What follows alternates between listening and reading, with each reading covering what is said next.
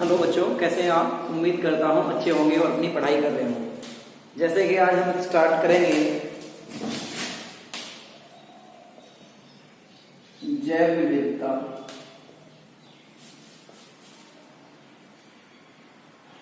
Part 2, class 10। ठीक है बच्चों,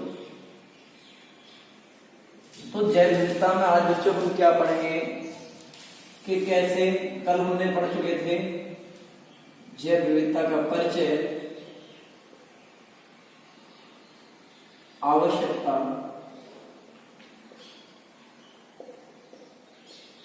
ठीक है। उसके बाद हमने पढ़ा था प्रजाति, आनुवंशिक,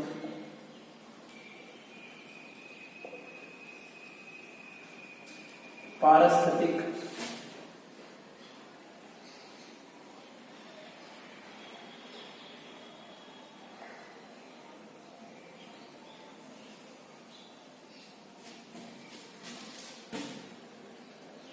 जैव विविधताएं।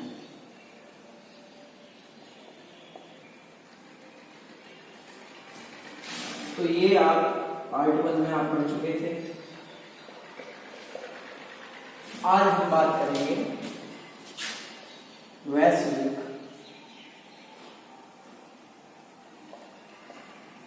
जैव विविधता, जिसको इंग्लिश में बोलेंगे ग्लोबल बायो डाइवर्सिटी। ठीक है बच्चों, इसको आप ध्यान में रखेंगे।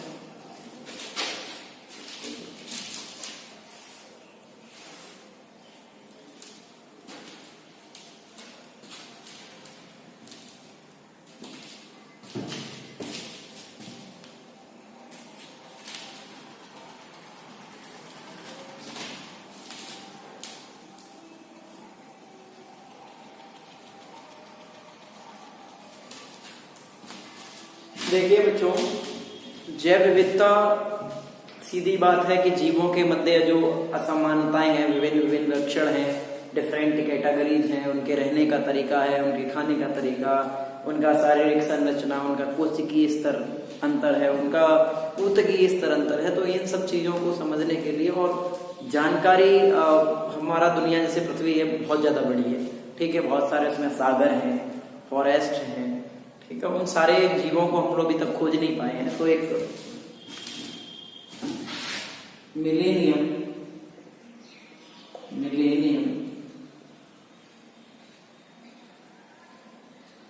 Eco system, millennium ecosystem assistant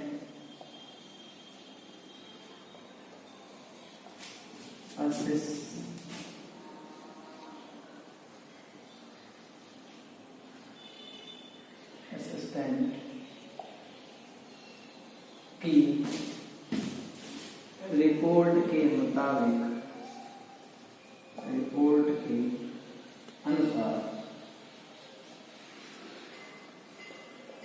ठीक है तो रिपोर्ट के अनुसार पृथ्वी पर, ठीक है,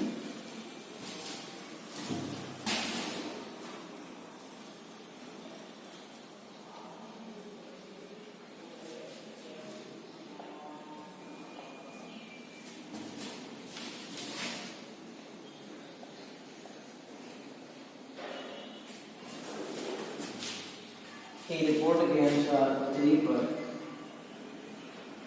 50 से 300 लाख प्रकार की जीव प्रजातियां पाई जाती है।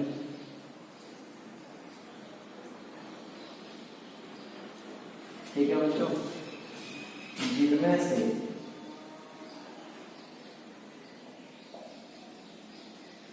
वैज्ञानिक जिनमें से वैज्ञानिक, ठीक है, कितने खोज पाए हैं? बहुत कम, रेयर केस में 17 से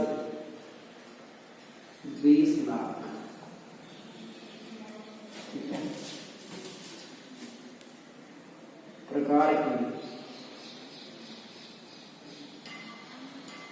जीव प्रजातियां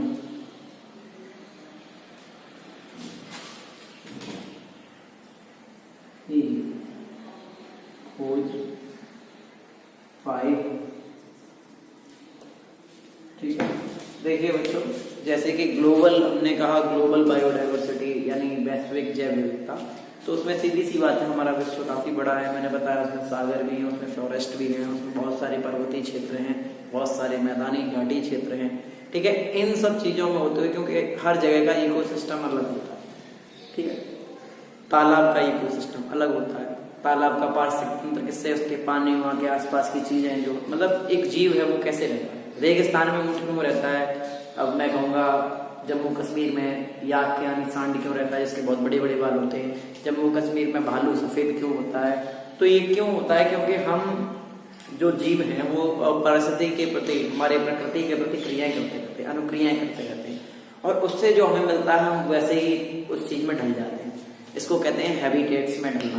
देखिए बच्चों, आप बात करेंगे जैसे ऊंट का, रेगिस्तान में जाएंगे आपको कैक्टस, नागफनी के प्लांट्स मिलने लगेंगे। क्यों मिलने लगेंगे? क्योंकि वहाँ पानी कम है और वहाँ पे पौधे की भी जरूरत है। ऐसा है नहीं कि पौधा नहीं होगा तो फिर ऑक्सीजन कहाँ से आएगी? तो पानी भी कम है, वही ऑक्सीजन भी चाहिए, तो ऐसे प्लांट्स वहाँ पे ग्रो करेंगे। उनके लिए जो सुइटेबल कंडीशन रहेगी वो ऐसी रहेगी कि जो पानी कम चाहते हो, ठीक है।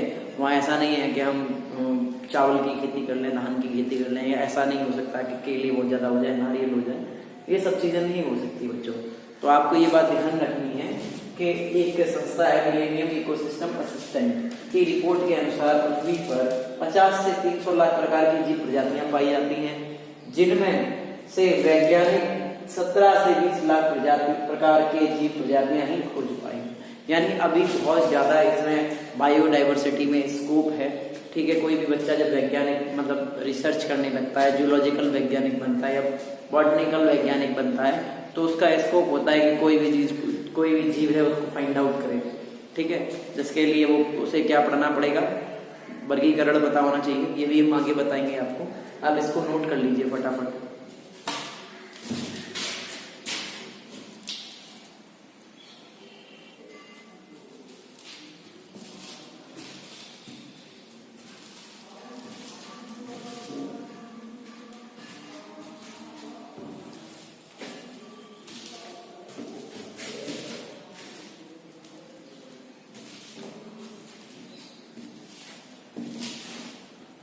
देखिए बच्चों, यहाँ पे आपको ये भी जानना जरूरी है, भूमध्य रेखा जो है, ठीक है, भूमध्य रेखा जैव विविधता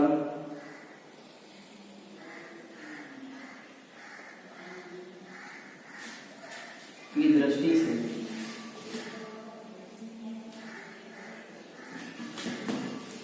काफी धनी है, जबकि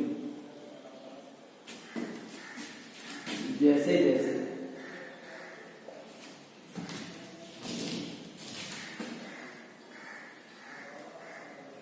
भूमध्य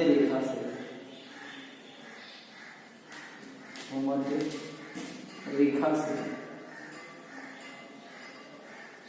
दूर जाते हैं, उन क्षेत्रों में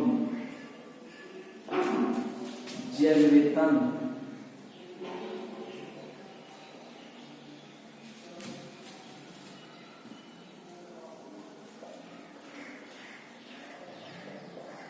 कमी आ जाए, उन क्षेत्रों में जैव विविधता में कमी आ जाती है। ठीक है बच्चों, भूमध्य रेखा जैव विविधता की दृष्टि से धनी है। मतलब भूमध्य रेखा के जो आसपास क्षेत्र आपने ज्योग्राफी में पढ़ा था, जहाँ जहाँ से भूमध्य रेखा निकली हुई है वहाँ पे क्या है, बहुत ज़्यादा बायोडाइवर्सिटी मिलेगी। मगर जैसे जैसे उससे दूर जाएंगे बायोडाइवर्सिटी थोड़ी कम हो जाएगी। ठीक है बच्चों, ये पॉइंट नोट कीजिए, इसके बाद हम ग्राफ के द्वारा समझाते हैं। ठीक है बच्चों,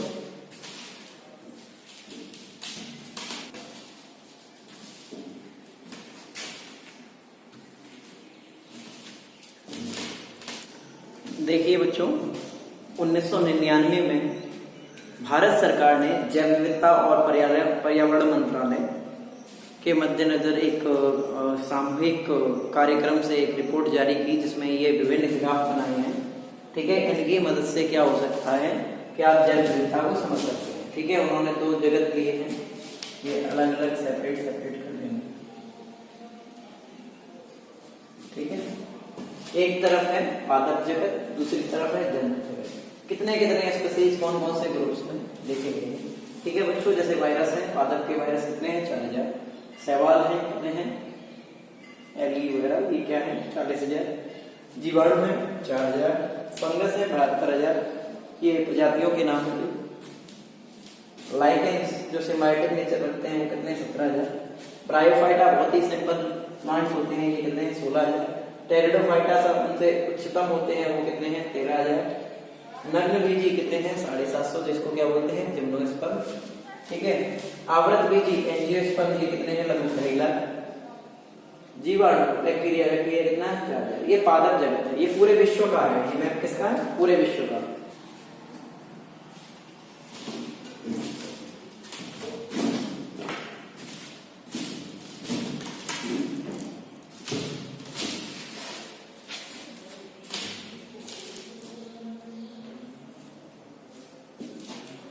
देखिए, ये जो भी ग्राफ है ना, 1999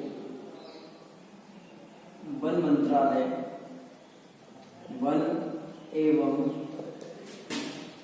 पर्यावरण मंत्रालय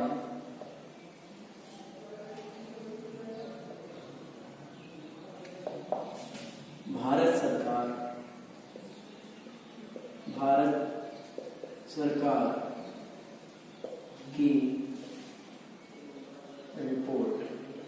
ठीक है, भारत सरकार की जो रिपोर्ट थी उसमें दोनों ग्राफ को समझाया गया, जिसमें मैंने बताया कि पादप में इतने डिफरेंट होते हैं। जंतु जगत की बात कर लेते हैं तो जंतु जगत में बहुत वेरिएशंस हैं। आर्थ्रोपोडा के कीट पतंगे, ये कहाँ होते हैं साहब, ये किसमें होते हैं, जो कीट पतंग हैं, छोटे छोटे जानवर हैं, ये जंतु जगत में। देखिए, आर्थ्रोपोडा है 9,87,000, लगभग 9,88,000। मोलस्क है 66,000। ठीक है, ये आपके 2,500 स्तनपायी। पक्षी वर्ग, पक्षी कितने प्रकार के हैं, 9,026 प्रकार के। प्रोटिस्टा प्रिमिटिव है, जो मतलब बहुत ही ज्यादा छोटे हैं, यूनिसेलुलर, ये कितने हैं, 31,000 के करीब। सरीसृप ये आपके आएंगे लगभग 6,000 के, 5,817। ठीक है, उभयचर आएंगे 5150, लगभग 5,000। और मछली वर्ग में, मछली कितने प्रकार की होते हैं, उनके वर्ग में एक्वाटिक 21,723। प्रोटोकॉर्डेटा 2106। अन्य केरसुकी 87,000। तो कहने का मतलब क्या है, ये बहुत ही ज्यादा विस्तृत है पूरा। इसको आप बना लेंगे और बना लेने के बाद अच्छे से समझेंगे। ठीक है, ये भारत सरकार द्वारा 1999 में रिपोर्ट के अनुसार वन मंत्रालय और पर्यावरण मंत्रालय देगी, उसके हिसाब से ये आपका वर्गीकरण एक तरीके से दे रखा है इस मैप के द्वारा। ठीक है बच्चों, आप इसको बनाइए।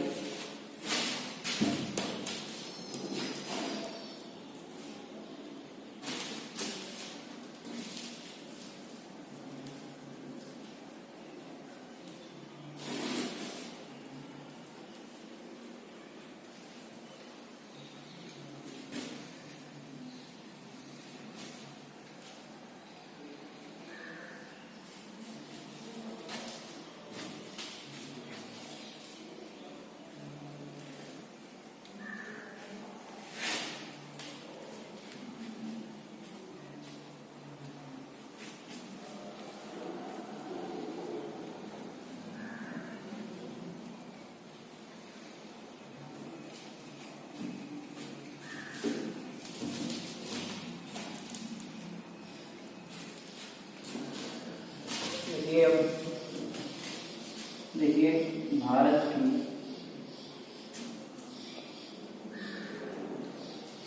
जैव विविधता, ठीक है, biodiversity of India, biodiversity of India, ठीक है बच्चों। भारत की क्या जैव विविधता है, तो यहाँ पे कुछ पॉइंट्स हैं। भारत विश्व की कुल भूमि का 2.4 लगभग 2.4%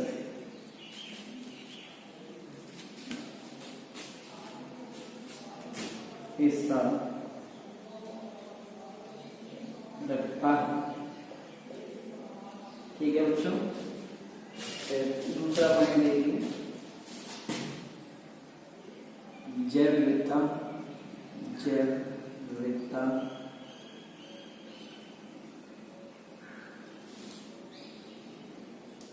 विविधता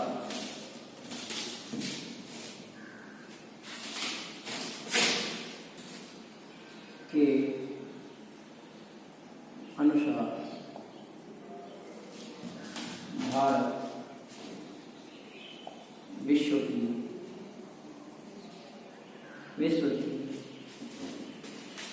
7 से 8% जैव विविधता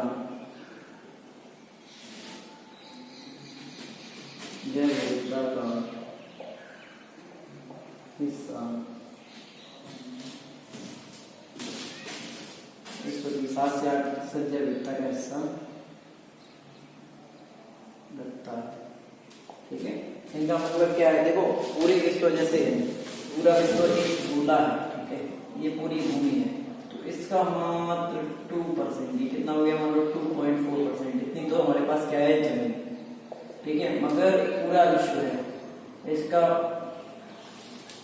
7 से 8, ठीक है, 7 to 8% जो जैव विविधता है वो हमारे पास है। मतलब इतनी जमीन की शेयरिंग कम है मगर जैव विविधता की शेयरिंग ज्यादा है, यानी भारत एक जैव विविधता रूप से धनी देश है। जैव विविधता के मद्देनजर भारत एक ऐसा है बहुत धनी देश है, क्योंकि भारत में बहुत ज्यादा जैव विविधता पाई जाती है, ठीक है। तो ये दोनों पॉइंट नोट कीजिए मेरे अनुसार। भारत विश्व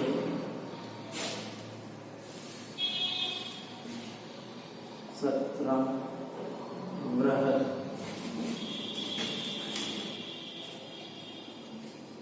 जैव विविधता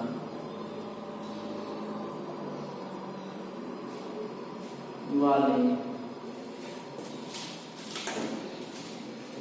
देशों में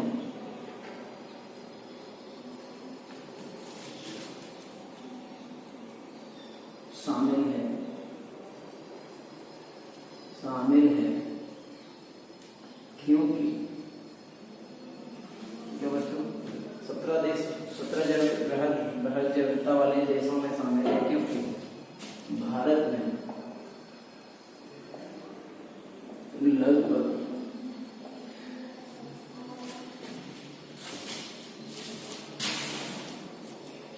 सभी प्रकार की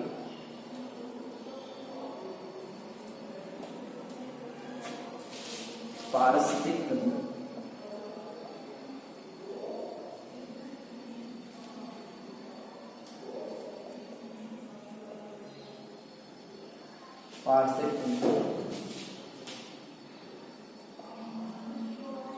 पाए जाते हैं, ठीक है।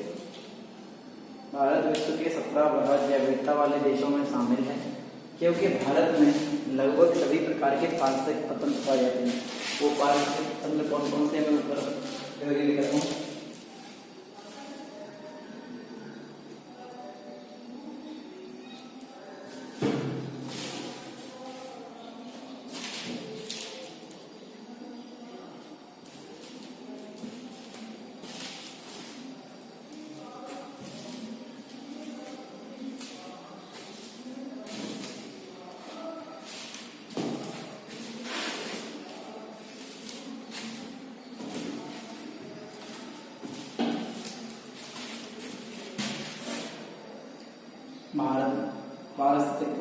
कौन से होंगे?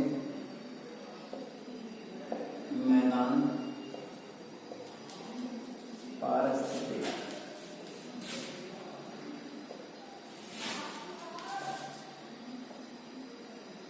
तंत्र, ठीक है। उष्णकटिबंधीय, उष्णकटिबंधीय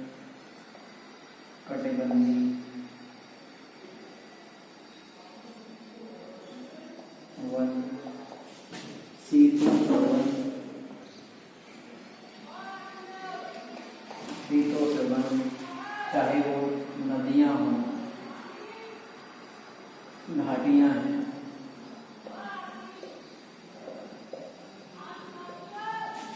झीलें हैं, ठीक है, नदियां हैं, घाटियां हैं, झीलें हैं, या फिर पहाड़ हैं, या फिर कोई भी ऐसी कोई चीज नहीं है, रेन फॉरेस्ट है हमारे पास, ठीक है, सारी चीजें। आगे पारिस्थितिक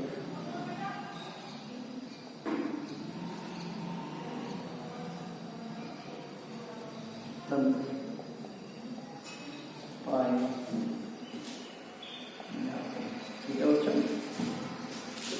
मैदानी पारिस्थितिक तंत्र हो, उष्णकटिबंधीय हो, शीतोष्ण वन हो, जितने प्रकार के हो सकते हैं, क्योंकि आप जानते हैं अगर आप जम्मू एंड कश्मीर या लद्दाख में जाएंगे वहाँ पे स्विट्जरलैंड वगैरह जितनी बर्फबारी होती है वो पारिस्थितिक तंत्र हो गया। अगर आप अमेजोन के फॉरेस्ट जैसा देखना चाहते हैं तो आप मेघालय में जाइए, रेन फॉरेस्ट काफ़ी मिलेंगे आपको। मैदानी भाग देखने हो तो उत्तर प्रदेश में आइए या फिर आप मध्य प्रदेश में जाइए, ठीक है। नदियाँ तो हर जगह उपस्थित हैं ही। मरुस्थल, अगर रेगिस्तानी भाग देखना हो, रेगिस्तानी मैंने यहाँ लिखा नहीं है, आप लिख लेना, रेगिस्तानी भाग देखना हो तो आप राजस्थान जाइए, ठीक है।